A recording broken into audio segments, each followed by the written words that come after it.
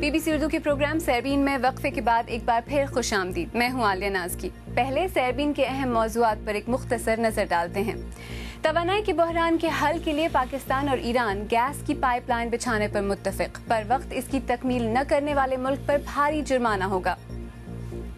لاہور میں بادامی باغ کی مسیحی آبادی کے تباہ شدہ گھروں کی تعمیر سرکاری خرچ پر شروع, لیکن متاثرین کو شکوہ کہ تحفظ کے لیے حکومت کچھ نہیں کر رہی. دلی ریپ کیس کے اہم ملزم کی جیل میں پراسرار حالات میں ہلاکت. اس کے والدین کا الزام کہ اس کو قتل کیا گیا. وزیر داخلہ نے تحقیقات کا حکم دیا. انڈیا کے زیر انتظام کشمیر میں کرفیو لوگوں کی زندگی کا حصہ بن چکا ہے. احتجاجی مظاہروں کے محض خدشات بھی ہوں تو حکام کرفیو نافذ کر دیتے ہیں. آج کل حالات پھر کشیدہ ہیں اور وقفے سے کرفیو نافذ کیا جا رہا ہے. سری نگر سے ریاض مسرور. کشمیر میں کرفیو اور محاصرے زندگی کا حصہ بن چکے ہیں.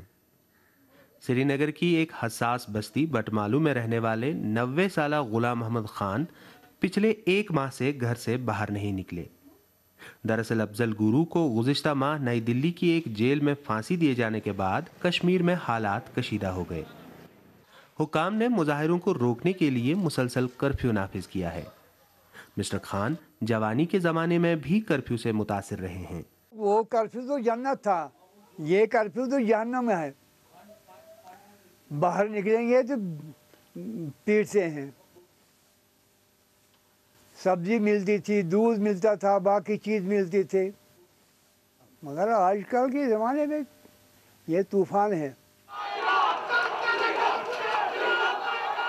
احتجاج کی تازہ لہر میں پولیس کارروائیوں کے دوران 5 نوجوان ہلاک اور درجنوں زخمی ہو گئے.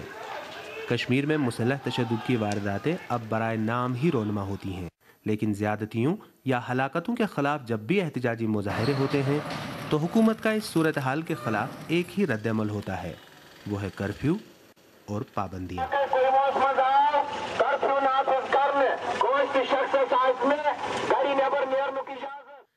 آج کل اکثر اوقات بازاروں میں قبرستان جیسی خاموشی پائی جاتی ہے. سنسان بازاروں میں سناٹے کا یہ منظر کشمیر میں اب معمول کی بات بن گئی ہے.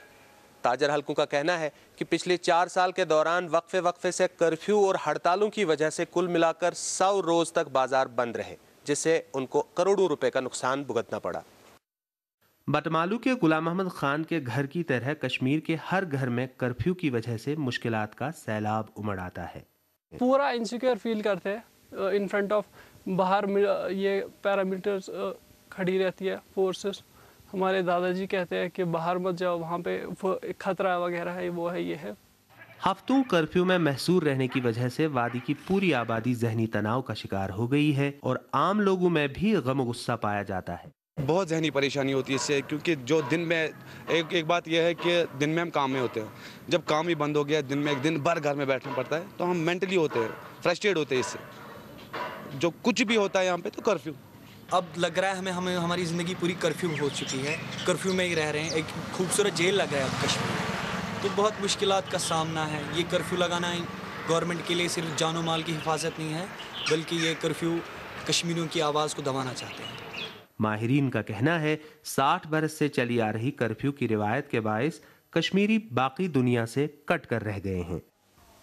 ان پریشانیوں کو ہم نے 60 سالوں سے دیکھا ہے. اس وقت کے اس دور میں, سائنٹیفک دور میں, جیٹ ایج میں اور یہ نیٹ ایج میں, ایک مٹھی میں جو گلوبل ولیج جس کو آپ کہتے ہیں, ہم تو اپنے آپ کو 18ویں صدی سے بھی مطلب پیچھے ہم اپنے آپ کو محسوس کر رہے ہیں. پولیس حکام کا کہنا ہے کہ کرفیو ایک مجبوری ہے کیونکہ مظاہروں کے دوران تشدد کا خطرہ ہوتا ہے. کرفیو, ہڑتالوں اور پابندیوں کے بیچ کشمیریوں نے جینا تو سیکھ لیا ہے, لیکن ماہرین کہتے ہیں کہ مسلسل ایسی صورتحال کی وجہ سے ان میں عدم برداشت اور غصے کے جذبات پائے جاتے ہیں, اور جب ان جذبات کا مظاہرہ عام سطح پہ ہوتا ہے تو حکام دوبارہ کرفیو نافذ کرتے ہیں. یہ صورتحال پچھلے 24 سال سے جاری ہے. شاید اسی لیے بعض عالمی ادارے کشمیر کو ایک خوبصورت قید خانہ سمجھتے ہیں. ریاض مسرور, BBC نیوز, سری نگر. کشمیر میں کشیدگی، احتجاج اور کرفیو، اسی سلسلے میں نے کچھ دیر پہلے کشمیر کے ڈویژنل کمشنر اصغر سامون سے بات کی اور ان سے پوچھا کہ جب بھی کشمیر میں حالات کشیدہ ہوتے ہیں تو حکومت سب سے پہلے کرفیو کیوں لگاتی ہے؟ جو ہی احتجاج کی بات ہوتی ہے تو کرفیو کیوں لگ جاتا ہے؟ لا اینڈ آرڈر ایک ڈائنامک پروسیس ہے. سول سوسائٹی کیسے ریئیکٹ کرتی ہے آپ نہیں جانتے. جب افضل گرو صاحب کی جو پھانسی کا واقعہ ہوا تھا، یہ تو سینٹرل گورنمنٹ کا جو ہے ڈیسیجن تھا آنریبل سپریم کورٹ کے اس پہ آرڈرس پہ. اسٹیٹ گورنمنٹ کو اس سے کوئی لینا دینا نہیں تھا، لیکن اس کے امپلیکیشن یہاں بھی ہوئے. اس کے بعد مطالبات ہوتے رہے کہ ان کی جو میت کو جو ہے آخری رسوم کے لیے یہاں پہ بھیجا جائے. وہ ڈیسیجن بھی سینٹرل گورنمنٹ کا تھا. نائجر کیس ہم لوگ پریپیئر تھے اور ہم نے اس وقت سری نگر شہر میں بھی حالات اچھے رہے. مضافات میں سوپور وغیرہ میں کوئی ٹینشن رہا، لیکن اس کے بعد جو ابھی یہ دوسرا دور چلا ہے، بدقسمتی سے ایک جو اسٹوڈنٹ ہیں، طالب علم نے جو حیدرآباد میں وہ ان کا جو سوسائڈ کا واقعہ ہوا ہے، اور اس کے ساتھ ساتھ اس کے بعد یہ حال ہی میں ابھی یہاں بارہمولہ ٹاؤن میں جو آرمی کے انسیڈنٹ میں اس میں ایک بچے کی شہادت ہلاکت ہو گئی ہے. اس میں جو بھی غلطی بھی ہے، جس کی غلطی ہوئی ہے، وہ اس کے خلاف انکوائری ہوگی. ہم نے مجسٹریل انکوائری بھی کی ہے. اس میں آرڈر 4 ہفتے میں وہ رپورٹ آئے گی. لیکن armed forces special powers act کے ہوتے ہوئے آپ اگر چاہیں بھی تو فوج کو تو جواب دہ نہیں بنا سکتے نا. وہ مسئلہ بھی جو سینٹرل گورنمنٹ نے اس پہ ڈیسیجن لینا ہے، لیکن یہاں کی جو سچویشن امپروو ہو جائے گی، اگر یہاں ضرورت نہیں رہے گی سویلین ایریاز میں آرمی کو رکھنے کی، آرمی بیرکس میں واپس جائے، اس وقت تو یہ فیصلہ لیا جا سکتا ہے. ابھی جو یہاں پہ لا اینڈ آرڈر کے حالات ہیں، جو اس کے جو نیشنل لیول پہ یا اسٹیٹ لیول پہ جو نظر ہے اس پہ، وہ حالات جو ہی امپروو ہوتے جائیں گے ان ایریاز سے جو ہے آرمی کو وڈرا کیا جا سکتا ہے. لیکن وہ اگین سبجیکٹ ہے، وہ مطلب وہاں پہ کیسے حالات امپروو ہو جائیں، اور ایڈمنسٹریشن میں یا یہاں پہ سیکورٹی وائز کوئی ویکیوم نہیں کریٹ کی جا سکتی ہے. حکومت آخر کشمیریوں سے اتنا ڈرتی کیوں ہے؟ جب بھی ایسا کچھ ہوتا ہے تو انٹرنیٹ تک رسائی، موبائل فون، ٹی وی سب بند کر دیے جاتے ہیں، کیوں؟ نہیں، کہیں غلط فہمیاں بھی ہو سکتی ہیں، لیکن اوور آل حکومت کی اور ایڈمنسٹریشن کی یہ ترجیحات ہیں کہ ہم ایز اے پریکاشنری میجر کئی ایریاز میں پابندی لگاتے ہیں، جس سے عوامی املاک کو نقصان نہ پہنچے، توڑ پھوڑ نہ ہو، اور انسان جو ہیومن لائف ہے یہاں پہ پروٹیکٹڈ رہے، جان و مال کا نقصان نہ ہو. اگر جیسے کل ایک واقعہ ہو یہاں پہ ایمبولینس پہ پتھرا ہوا تھا، اور اس کے ساتھ ساتھ یہاں پہ عورتیں ہوتی ہیں، بچے ہوتے ہیں. ابھی ایک فارن ٹورسٹ آیا ہوا تھا وہاں سے گلمرگ سے کچھ دنوں پہلے، ان کے سر پہ پتھر سے چوٹ آئی. ایسے انسیڈنٹس کو اوائڈ کرنے کے لیے اور ایک لا اینڈ آرڈر کا ماحول بنائے رکھنے کے، پیس کو ریسٹور کرنے کے لیے کبھی کبھی ریسٹرکشنز لگانا ایک مجبوری بن جاتی ہے. اس بار تو اس طرح کی اطلاعات بھی ہیں کہ فوجی اور نیم فوجی دستوں نے گھروں میں گھس کر توڑ پھوڑ کی. کیا لوگوں کو اس طرح ہراساں کرنا ضروری ہے؟ یہ دیکھیے، کوئی ایک دکا ایسے واقعات کے بارے میں ہمیں بھی شکایت آ چکی ہیں لوکل میڈیا کی طرف سے، یا سٹیزنز ہمیں فون کرتے ہیں، تو ہم اس پہ امیجیٹلی جانچ کرتے ہیں، اور انویسٹیگیشن کے بعد اگر کہیں پہ کوئی واقعہ ہو اس کو امیجیٹ اس کے تدارک کے لیے اقدامات اٹھاتے ہیں. اور ہم کیا اقدامات کیے ہیں آپ نے؟ اس میں ایک تو ہر ایریا میں ہم لوگوں نے مجسٹریٹس ڈپلائی کیے ہیں. دوسرا یہ ہے یہاں پہ لوکل میڈیا بھی ہے. جیسے اب میں BBC سے بات کر رہا ہوں، اس وقت آپ بات کر رہے ہیں، یہاں کا لوکل میڈیا بھی ہے، نیشنل انٹرنیشنل میڈیا ہے، وہ واچ کر رہے ہیں. ہیومن رائٹس آرگنائزیشنز ہیں، ہمارا اپنا اسٹیٹ ہیومن رائٹس کمیشن ہے. عدالت عالیہ یہاں پہ ہائی کورٹ اور آنریبل کورٹس ہیں، جوڈیشری ہے جو انڈیپینڈنٹ ہے.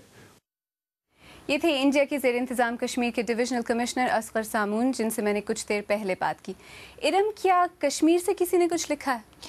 پہلا میسج ہی کلگام سے آیا ہے. بلال احمد نے لکھا کہ ہم انڈیا کے ظلم و بربریت سے تنگ آ چکے ہیں، ہمارے جوانوں کو مارا جا رہا ہے، ہم فریاد کریں تو کس سے کریں، یہ صرف ہم جانتے ہیں کہ ہم کیسے جی رہے ہیں. جبکہ عامر فاروق نے اٹک سے کچھ یہ لکھا کہ دنیا میں انصاف اور امن کے ٹھیکیداروں کو صدام حسین کے ہتھیار تو نظر آتے ہیں، القاعدہ کی دہشت گردی تو نظر آتی ہے، مگر کشمیر کیوں نظر نہیں آتا. جبکہ زاہد قیوم پٹن سے لکھتے ہیں کہ صرف لوگ ہی نہیں بلکہ media, internet, mobile service, cable T V, زندگی بچانے والی ادویات، ہر چیز پر کرفیو لگا ہوا ہے. آپ BBC اردو کا پروگرام سیربین دیکھ رہے ہیں. کچھ دیر بعد دیکھیے گا کہ آخر حکومت کو قبائلی علاقوں کے لیے ایک علیحدہ بینک کی ضرورت کیوں محسوس ہوئی.